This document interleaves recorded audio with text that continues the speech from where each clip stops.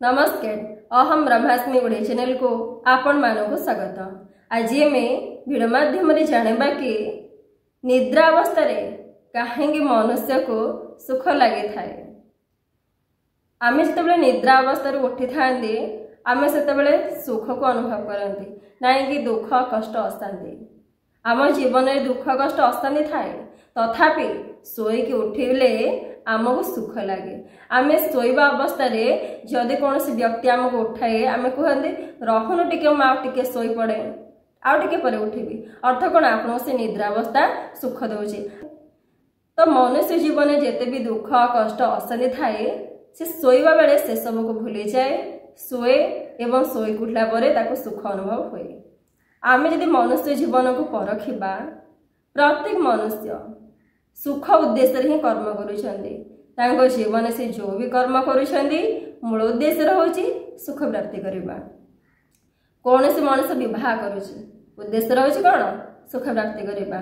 पिला छुआ जन्म करुँच उद्देश्य कौन होची सुख प्राप्ति करवा।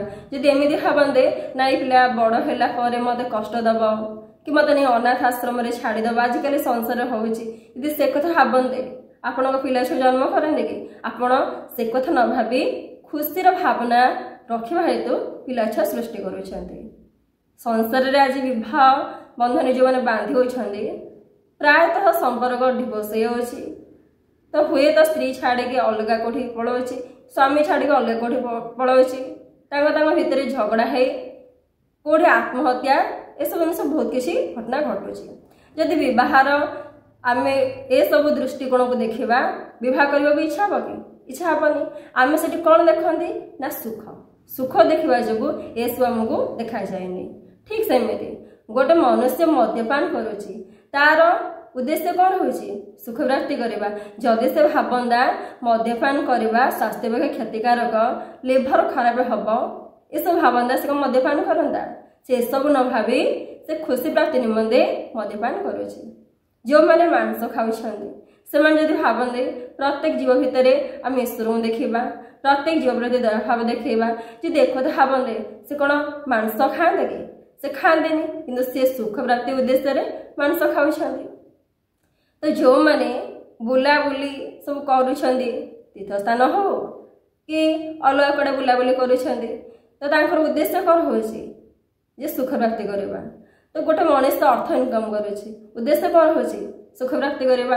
अर्थ इनकम हेले घर द्वार हम गाड़ी घोड़ा किणवा द्वारा सुख प्राप्ति करवा। तो आप मनुष्य जीवन को अनुध्यान करेंगे प्रत्येक मनुष्य सुख प्राप्ति निमंते ही कर्म करुँच। कहीं भी कौन से कर्म दुख प्राप्ति निमंते करूना कहीं मनुष्य केवे चाहे ना जे मो जीवन में दुख आसू से कहीं दुख कष्ट अशांति पाई कर्म कर सदा सर्वदा सुख प्राप्ति निमंते कर्म करुँची। कौन से मनुष्य दुख कष्ट अशांति पाइबा उद्देश्य कर्म करूना।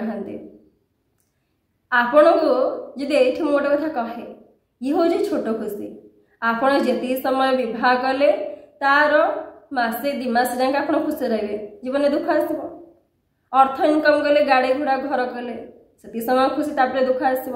तो ये कौन किछि क्षण सुख तापर जीवन में दुख आसूची। जदि मैं आपको कहबी या ठार कि गोटे बड़ खुशी अच्छी आपड़ से प्राप्त करेंगे जीवन सारा खुशी रे आप निहाती प्रचेषा करेंगे।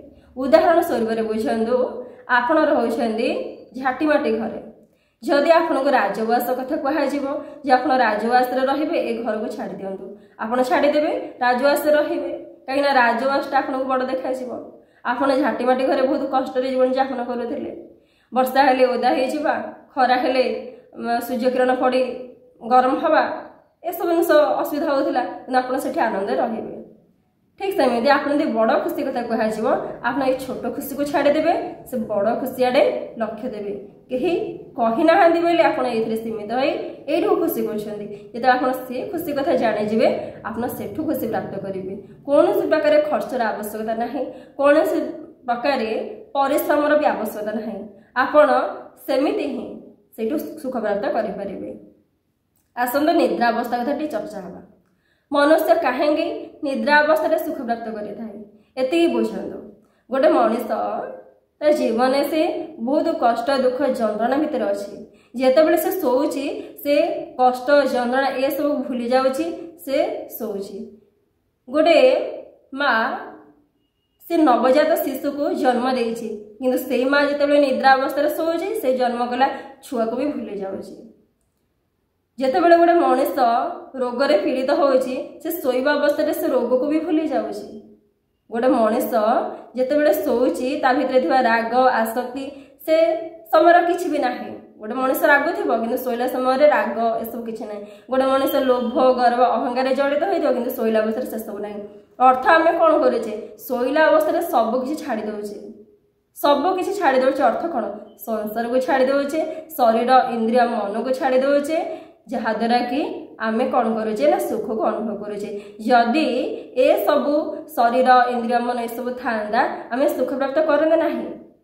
जाग्रत कथा भावतु, जाग्रत आपण कौन शरीर सहित संपर्क रखुछंदी, संसार सहित संपर्क रखुछंदी, मन इंद्रिय सहित संपर्क स्थापना करुछंदी। फलस्वरूप कौन से समय खुशी को अनुभव कर पारुछंदी कि से समय खुशी को अनुभव कर पार नाहांती काहेकि सेतेबेले मन संसार जड़ित होइके अछि। राग देश आसक्ति कामना बासना सबुथिरे जड़ित होइके अछि। कहिबार तात्पर्य अछि विचार भावना रे मन जड़ित होइके अछि, जद्वारा कि आपण सुख प्राप्ति करि पारु नाहांती। किनु निद्रा अवस्था आपण से सबठु मुक्त, विचार रो मुक्त, भावना रो मुक्त, टेंशन रे मनुष्य थिबो किंतु से समय टेंशन भी मुक्त, डिप्रेशन रे थिबो डिप्रेशन रो भी से समय मुक्त। अर्थात आपण तले सबठु मुक्त होई जाउछंदी से मुक्त अवस्था ही आपण को सुख दउछि। ए निद्रा अवस्था को साधक माने कहंदी समाधि अवस्था। समाधि अवस्था रे भी एहा ही होए। जेतेबेले साधक मन को एकाग्र करि दिए, मनर विचार सेतेबेले रहे नाही, संसार सहित मनर कौनसी संबंध रहे नाही, सेतेबेले साधक से खुशी को अनुभव करे जो खुशी आपण निद्रा अवस्था अनुभव करते। ठीक सेमिति साधक मनरे सेतेबेले राग न थाए, आसक्ति न थाए, क्रोध न थाए। मो बे किए कौन करिछि मु ताबे कौन करिवि एसु भावना किछि भी न थाए। शरीर मोर रोगाग्रस्त अछि ताको केमि सुस्थ करिवि ए भावना न थाए। घर मोर अधा तैयारी होइछि छात पड़िबो एसु भावना किछि भी से मुहूर्त रे न थाए। कोनोसी भावना न थाए, संसार ही ता भितरे न थाए। से संसार रु मुक्त हो जाय थाए। जोठी आपण शरीर इंद्रिय मन संसार मनर विचार आसक्ति भावना राग देश रु मुक्त होइछंदी सेतेबेले आपण खुशी को अनुभव करुछंदी। जेतेबेले आ सहित जड़ित होइक रहउछंदी अर्थ आपण कोन दुख सुख ए सब को अनुभव करुछंदी, जोटा कि जाग्रत अवस्था। दिन बेले जो जाग्रत अवस्था रे हम जो कर्म करुछे सही अवस्था कथा कहउछे। तो आमे केमिति ए चिरंदन सुख शांति आनंद रहिबा ए विषय रे शास्त्र कोन प्रमाण रहिछि कि? हां प्रमाण रहिछि।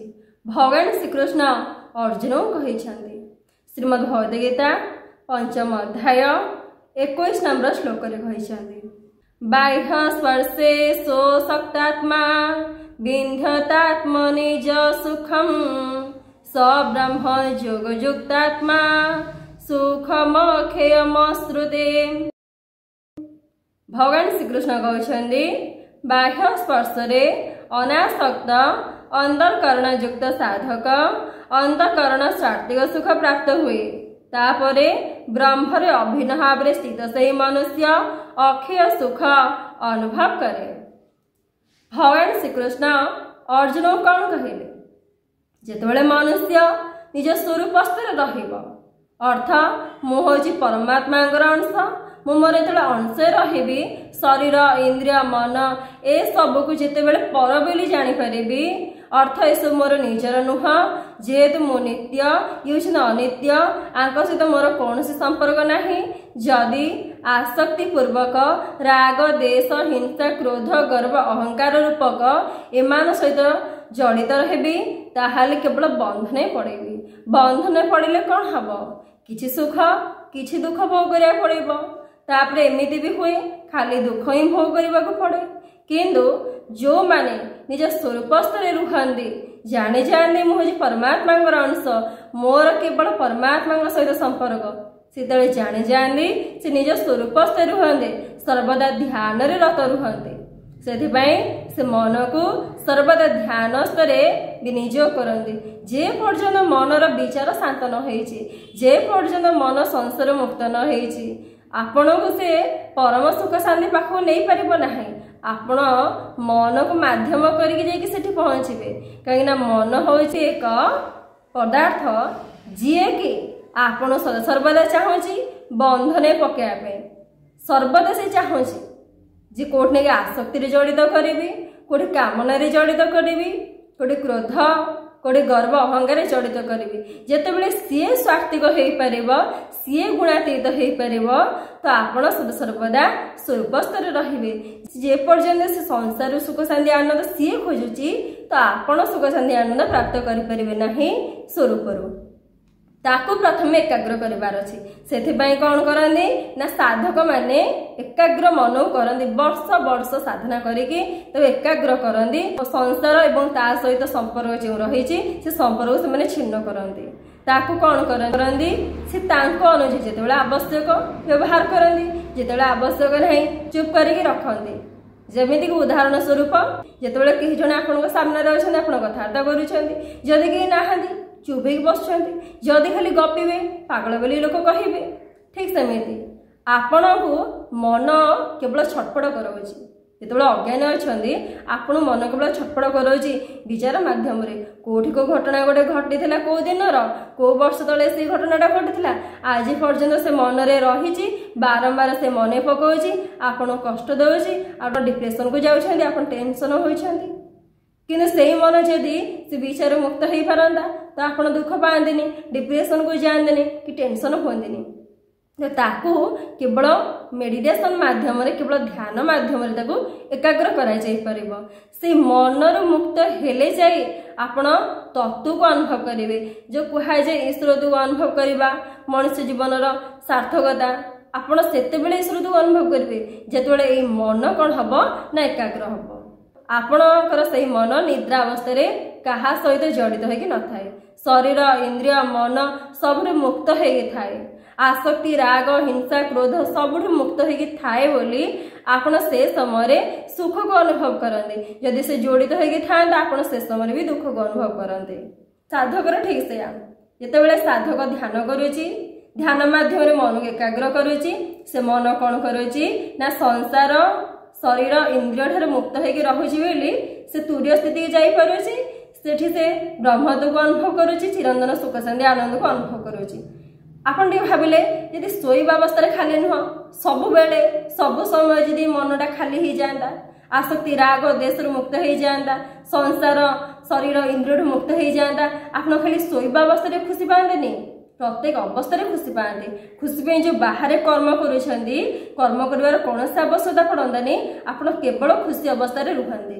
यही मन को से मुक्त करने आमको मन को सत्य को देखा पड़ो यही सत्य आप देखेबे जे मुझे परमात्मा अंश शरीर इंद्रिय क्या सहित मोर संपर्क नहीं केवल मो संसार आसी कर्तव्य कर्म करने विवेक को जागृत करी एवं मो मो स्वरूप स्तर रही जितेबाला आवश्यक हम मन को विनियोग करी जो आवश्यक न हम मन को चुप रखी ये आप बुझीपारते मन को बुझाई पारते से विचार रहता ना आप चिरंतन सुख शांति आनंद प्राप्त करते जितेबाला मनुष्य ईश्वर सहित अभिन्न होगी जड़ित होगी रहे भिन्न हुए ना से मनुष्य चिरंतन सुख शांति आनंद पाए आ जिते भिन्न होगी संसार शरीर इंद्रिय ए सब को निजर कर लगे से क्षणिक सुख पाए।